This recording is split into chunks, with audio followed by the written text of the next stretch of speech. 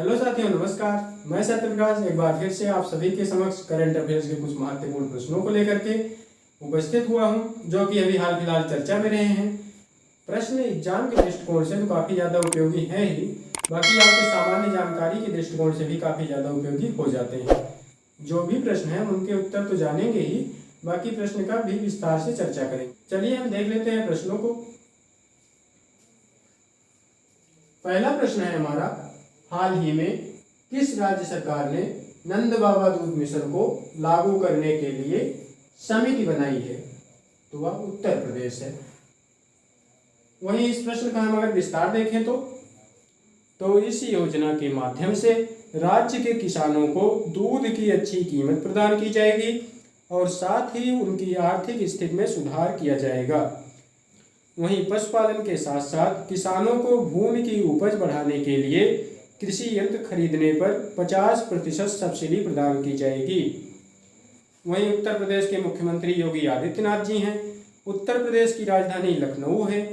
इसी उत्तर प्रदेश की राजधानी लखनऊ में उत्तर प्रदेश सरकार ने बंदर वन बनाने का फैसला किया है।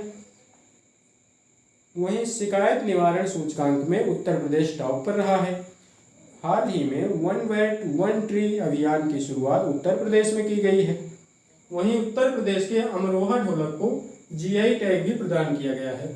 अगला प्रश्न है हमारा, हाल ही में कौन सा देश करतारपुर कॉरिडोर में थीम पार्क विकसित करेगा?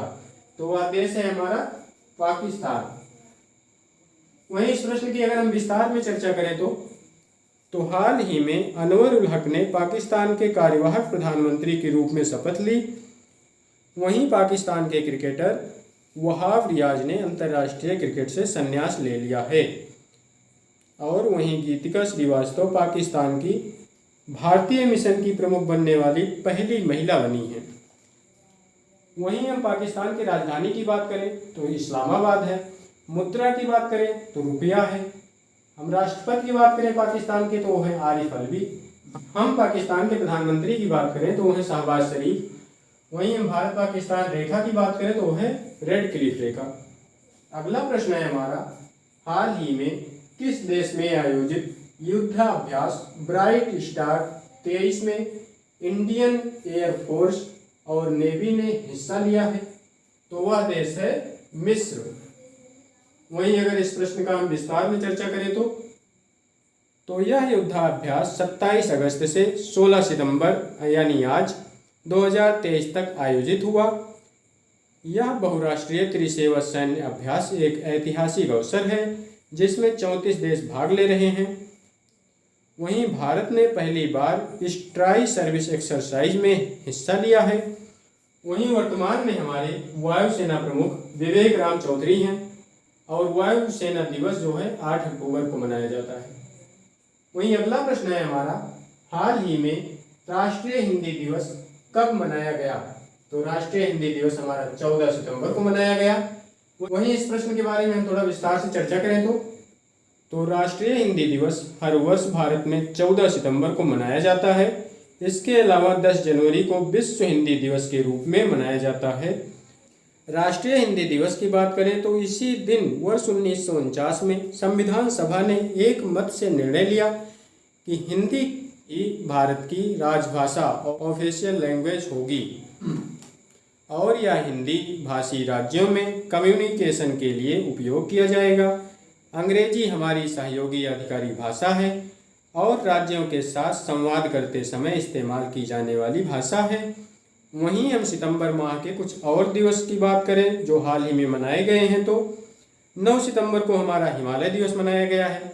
10 सितंबर को हमारा आत्महत्या रोकथाम दिवस मनाया गया है और आज ही के दिन 16 सितंबर को ओजोन संरक्षण दिवस भी है। वहीं अगला प्रश्न है हमारा, हाल ही में किस मंत्रालय द्वारा भविष्य के लिए पर्यटन पर एक राष्ट्रीय प्रतियोगिता शुरू की गई? तो यह पर्यटन मंत्रालय द्वारा। वहीं इस प्रश्न का हम विस्तार से चर्चा करें तो पर्यटन मंत्रालय द्वारा भविष्य के लिए पर्यटन पर एक राष्ट्रीय प्रतियोगिता शुरू की गई है। यह सतत विकास लक्ष्यों को प्राप्त करने के लिए पर्यटन क्षेत्र के लिए चुनौतियों, उद्देश्यों, अवसरों और सिफारिशों की रूपरेखा तैयार करता है। इसे 27 सितंबर को विश्व पर्यटन दिवस पर इस प्रतियोगिता का शुभारंभ किया जाएगा। वहीं अगला प्रश्न है हमारा, नई दिल्ली में आयोजित पहली वैश्विक संगोष्ठी का उद्घाटन किसने किया है? तो वह हमारी है राष्ट्रपति द्रौपदी मुर्मू। वहीं इस प्रश्न की हम थोड़ा विस्तार से चर्चा करें तो किसानों के अधिकारों पर 12 सितंबर 2023 को नई दिल्ली में आयोजित पहली वैश्विक संगोष्ठी का उद्घाटन राष्ट्रपति द्रौपदी मुर्मू द्वारा किया गया। किसान और विशेषज्ञों ने हिस्सा लिया। वहीं इस वैश्विक संगोष्ठी के दौरान खाद्य और कृषि के लिए पादप आनुवांशिक संसाधनों पर अंतर्राष्ट्रीय संधि के अनुच्छेद 9 में निहित किसानों के अधिकारों से संबंधित मुद्दों पर चर्चा की गई। वहीं बात करें हम दिल्ली की, तो दिल्ली यमुना नदी के किनारे बसा हुआ है हमारा। अभी हाल ही में G20 की बैठक यहीं संपन्न हुई। हम मुख्यमंत्री की बात करें तो वो हैं अरविंद केजरीवाल। दिल्ली वृक्षारोपण नीति लागू करने वाला पहला केंद्र शासित प्रदेश बना है। नीति आयोग की 8वीं बैठक यहीं संपन्न हुई। वहीं GST की 50वीं बैठक हमारी यहीं संपन्न हुई। नई संसद भवन का उद्घाटन रिसेंटली प्रधानमंत्री नरेंद्र मोदी ने दिल्ली में किया था, जिसके डिजाइनर हो जाएंगे बिमल पटेल। वहीं दिल्ली के कुछ बदले गए नामों की बात करें तो राजपथ का नाम बदल करके कर्तव्य पथ कर दिया गया है और अमृत उद्यान का नाम बदल करके मुगल गार्डन कर दिया गया है। वहीं अगला प्रश्न है हमारा, हाल ही में इंडोनेशिया मास्टर्स 2023 में पुरुष एकल का खिताब किस खिलाड़ी ने जीता है? तो वो है किरण जॉर्ज। वहीं इस प्रश्न का हम विस्तार देखें तो भारतीय बैडमिंटन खिलाड़ी किरण जॉर्ज ने इंडोनेशिया मास्टर्स 2023 में पुरुष एकल का खिताब जीत लिया। इस फाइनल मुकाबले में किरण जॉर्ज ने जापान के केकू ताकाहाशी को हराया है। वहीं किरण जॉर्ज इंडोनेशिया मास्टर्स 2023 के फाइनल में पहुंचने वाले एकमात्र भारतीय खिलाड़ी थे। तो साथियों, ये थे कुछ करंट अफेयर्स के प्रश्न जो भी हाल फिलहाल में चर्चा में रहे हैं। प्रश्न एग्जाम के दृष्टिकोण से भी काफ़ी ज़्यादा उपयोगी हो जाते हैं और सामान्य जानकारी के रूप में भी काफ़ी ज़्यादा उपयोगी हो जाते हैं। हमने प्रश्नों को देखा, उनके उत्तर देखे, हमने प्रश्नों पर चर्चाएं भी की। मिलते हैं कुछ और नए प्रश्नों के साथ, तब तक के लिए जय हिंद।